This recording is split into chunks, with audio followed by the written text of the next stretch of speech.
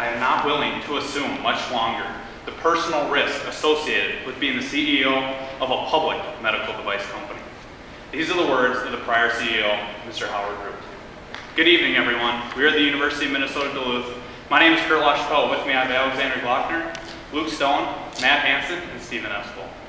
Vascular Solutions is a healthcare company operating in the medical device industry. On December 2nd, 2016, there was a tender offer of $1 billion by Teleflex for the acquisition of Vascular Solutions.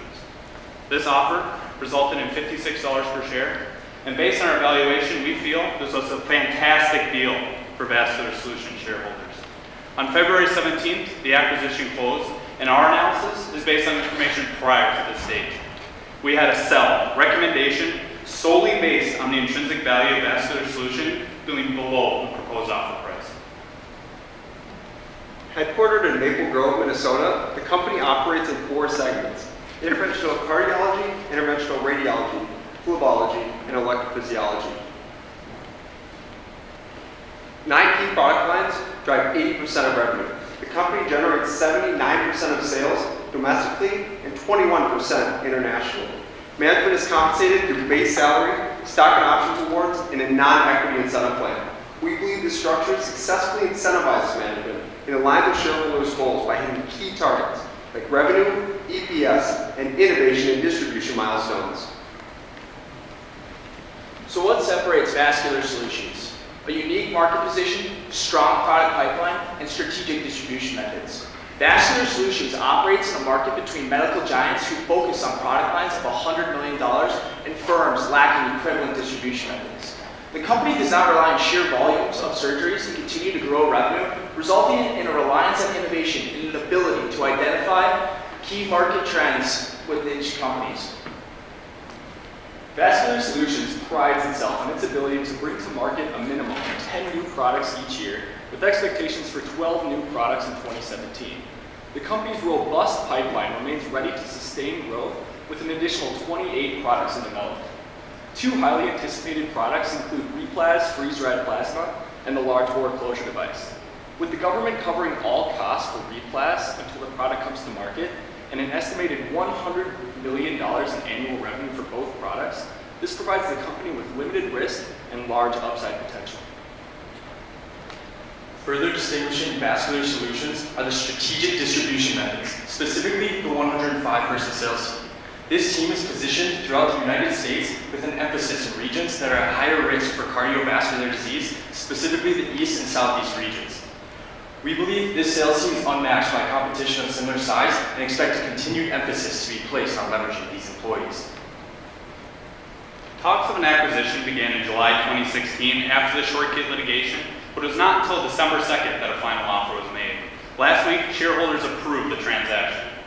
On the day the acquisition was announced, Vascular Solutions was trading at $55, a 1.6% discount to the $56 offer.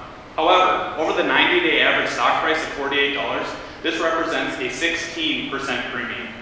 The anticipated synergies include an expanded product portfolio and increased international operations. With over 6,500 medical device companies, the U.S. represents roughly 43% of the global medical device industry. With domestic revenues reaching $148 billion in 2015, this yields a global market of roughly $345 billion. The interventional cardiology market was valued at $22 billion in 2016 and is expected to grow at a 7% CAGR to $31 billion by 2021. This is mainly due to the rise in cardiovascular disease, which now represents over 31% of all deaths worldwide. To further analyze the competitive environment, we utilize a Porter's 5 forces model in which we determine supplier power, buyer power, and competitive rivalry to be moderately significant factors impacting profitability. Driving these factors are single source suppliers, group purchasing organizations, as well as technological advancements. However, we feel the size of Vascular Solutions, combined with the strategic distribution methods and established sales team, create an economic moat, making it difficult for competitors to penetrate. Vascular Solutions has a smaller market cap than many of its competitors. The company has been able to generate revenue at a 13.4% CAGR over the last 7 years, which is higher than its peer group average of 9.1%. The company operates without long-term debt generally financing its operations through free cash flow. The company's gross, operating, and net margins are generally in line with competitors, reflecting its ability to compete with larger firms. So how has Vascular Solutions performed historically? Our financial analysis focuses on the previous 7 years beginning 2009. Revenue has grown through the introduction of at least 10 new products each year, most notably the Guideliner, growing at a 46% CAGR since 2010. Also growing revenues have been the Turnpike, growing 303% year over year.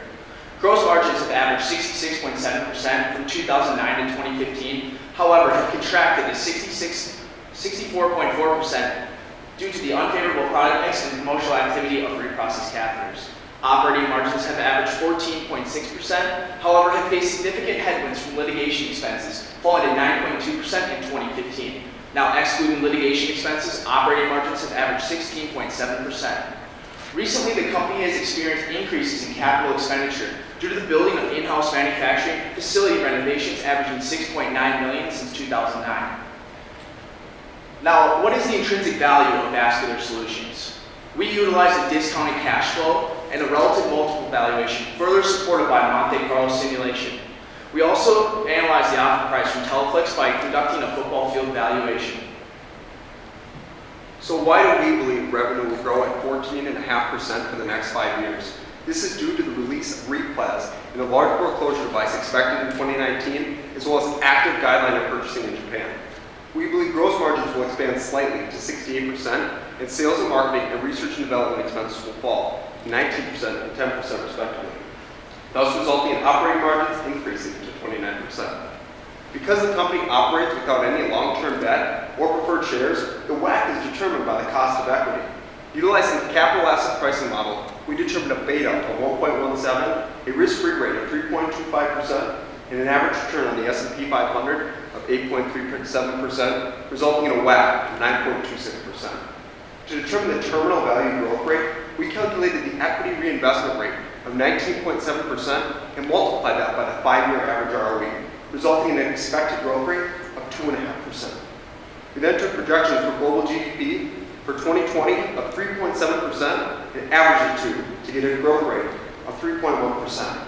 Under these assumptions, we calculated an intrinsic value of $51 per share for the company.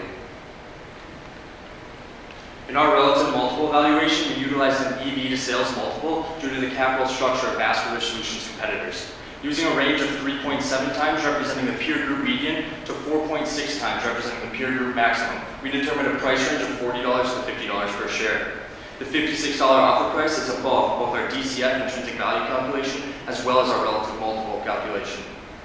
To further support our analysis, we utilized a Monte Carlo simulation in which we generated 10,000 scenarios accounting for the fluctuation in 5 key items: revenue growth, gross margins, operating margins, terminal growth rate, and WACC. The results of this analysis concluded with an intrinsic value below the offer price 71% of the time, with a mean value of $51, reiterating our DCF calculation. To further analyze the acquisition, our team constructed a football field valuation. We used comparable companies based on certain valuation multiples, illustrating that the maximum share price is below the proposed offer price. The precedent transaction analysis is showing that the premium paid is in the upper quartile. This method confirms that the deal from Teleflex is a fair deal for Vascular Solutions shareholders.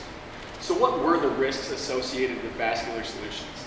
First, the risk of the deal with Teleflex failing to come to fruition. Next, the failure of the company to receive FDA approval on new products, specifically RePlas and the large bore closure device. And lastly, litigation on new and existing products. Through our discounted cash flow and relative multiple valuation analysis, we have determined an intrinsic value of $51 per share, reiterating our sell recommendation. In addition, the football field valuation chart confirms our fair value assessment of the deal. We would like to thank the CFA Society, mentors, family, and friends. I would now like to open the floor to questions.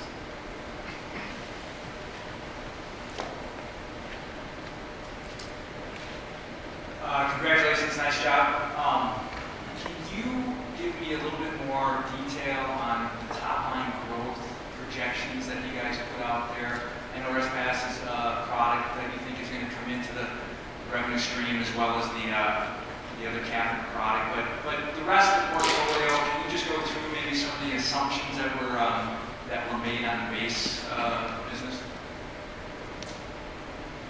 Yeah, so with the 14% growth, what we did is we analyzed kind of specific trends.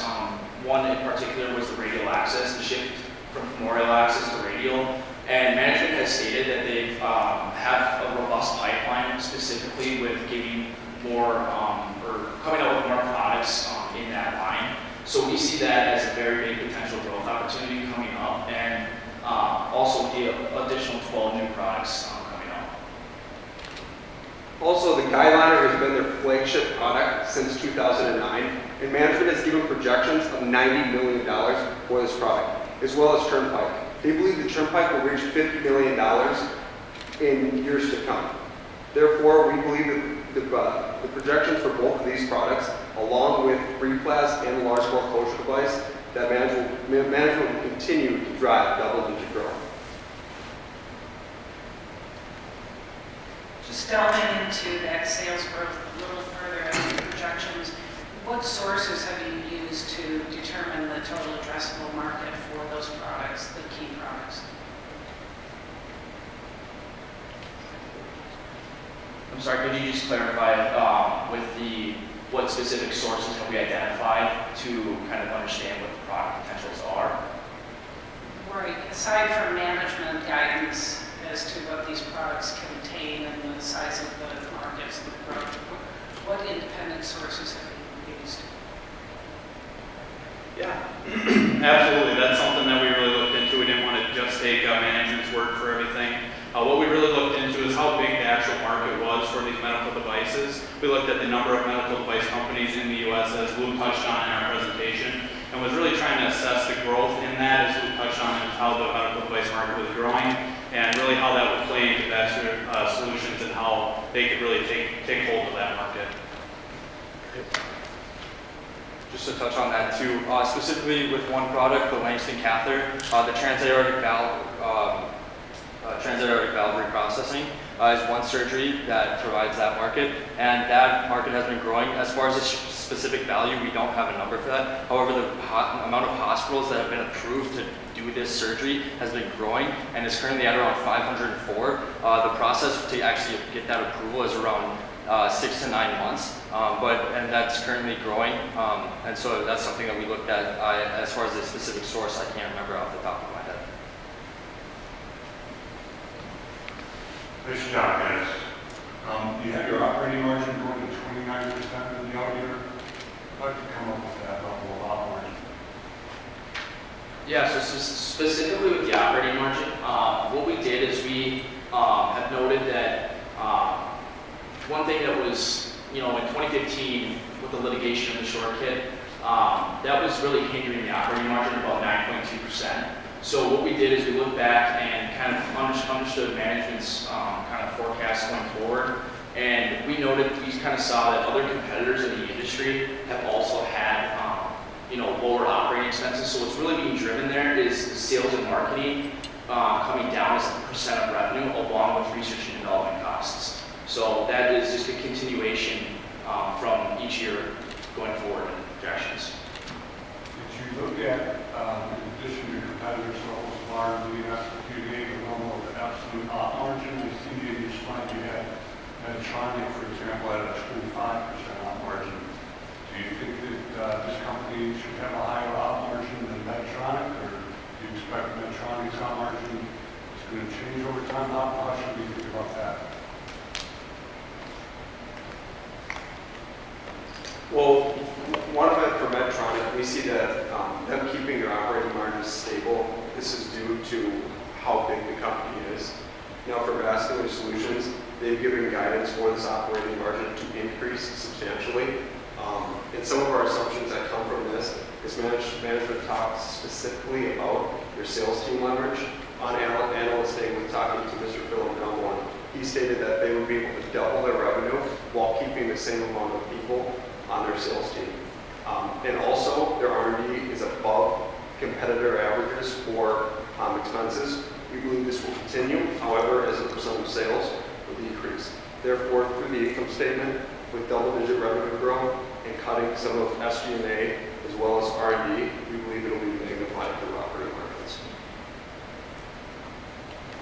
I wanted to ask you about the precedent transaction analysis page that you have in your presentation.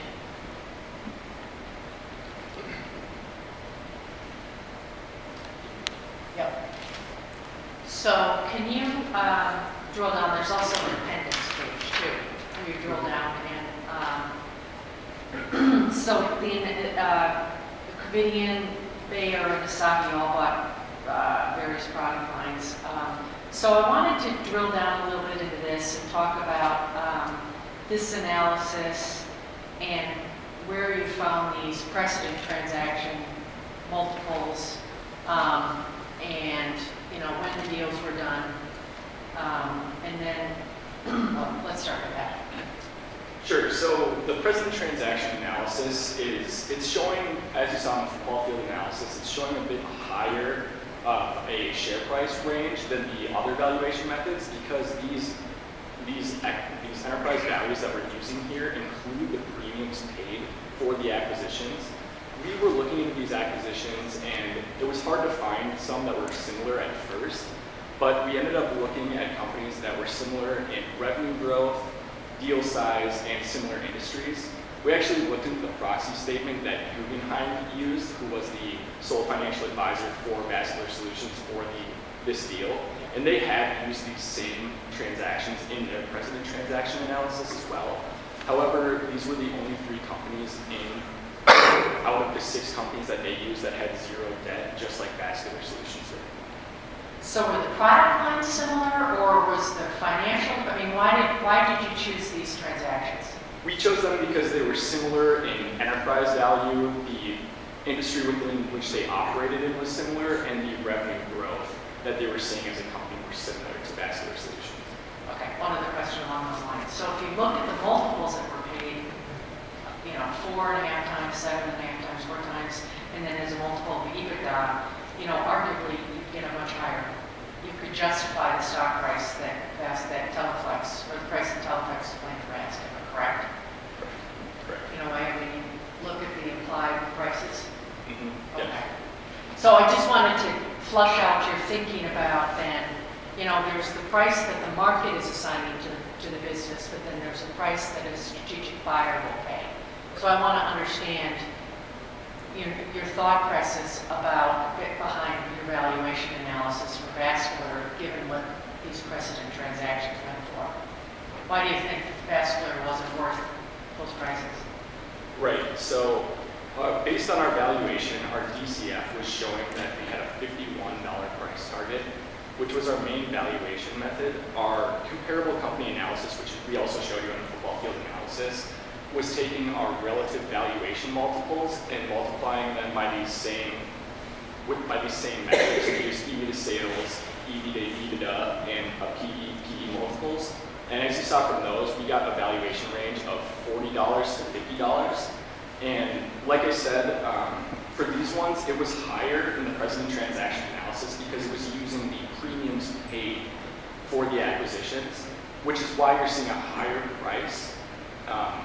And just to touch on why it's a higher price, we believe that the premium paid is attractive because it's in the upper quartile of this range of share values. Great, thank you. You've got the intrinsic value of 51 versus a $56 price target or takeout price. If you were presenting a Teleflex, what would be the key drivers that you would tell them justifies the takeout price? And unfortunately, sorry, I got 30 seconds.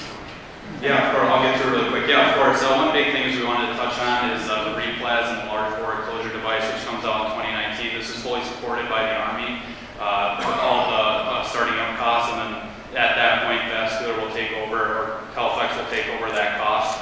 So that's something really big that we wanted to point out why that would be worth it for Teleflex to pay that amount. Also, our international exposure with the strategic distribution partnerships that they have with these independent distributors. Thank you, guys. Thank you.